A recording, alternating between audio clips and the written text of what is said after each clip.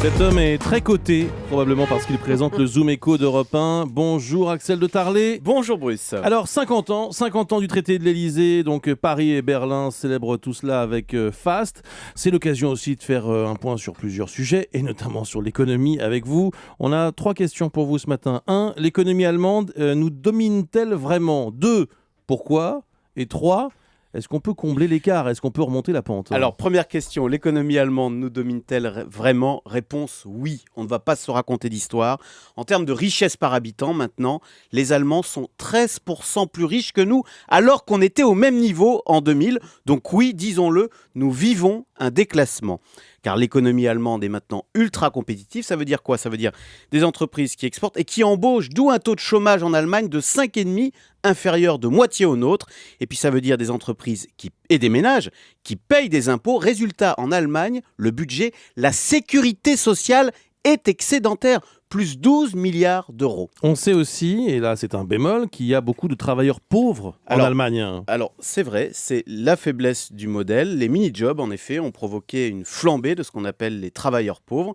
En même temps, il faut savoir que la notion de travailleur pauvre est relative, puisqu'elle est fonction du revenu médian dans chaque pays. En France, vous avez aussi plus de 8 millions de gens qui sont en dessous du seuil de pauvreté. Mais la différence, c'est que chez nous, il n'y a pas de travail. Donc, contrairement à l'Allemagne, il n'y a aucune perspective pour s'en sortir, notamment pour les jeunes dans les quartiers difficiles. Alors, qu'est-ce qu'on peut faire ? Est-ce qu'il faut s'inspirer du modèle allemand ? Eh bien, parfaitement. Et c'est ce qu'on aurait dû faire depuis des années. Hier, dans le Figaro, Gerhard Schröder a fait cette confidence. Il a expliqué qu'en 2003, vous savez, quand la France et l'Allemagne ont décidé de suspendre les critères de Maastricht, Oui. eh bien, Gerhard Schröder et Jacques Chirac s'étaient alors mis d'accord pour faire des réformes de structure dans chacun de leurs pays. C'est ce qu'a fait Gerhard Schröder immédiatement, mais Jacques Chirac, lui, n'a rien fait, explique aujourd'hui l'ancien chancelier, et on paye aujourd'hui le résultat. C'est quoi ces réformes concrètement ? Alors c'est simple, c'est baisse de la dépense publique et assouplissement des règles du travail. Et justement, la bonne nouvelle, c'est qu'il y a maintenant un consensus droite-gauche pour faire ces réformes.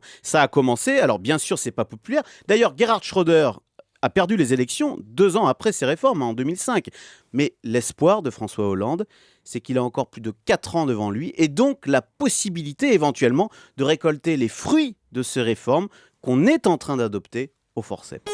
Le chiffre du jour, moins 10%. Les ventes de 2 roues ont à nouveau reculé de 10% l'an dernier en France, en cause la crise, comme pour l'automobile, mais aussi des normes plus contraignantes. Dankeschön, Axel de Tarlé.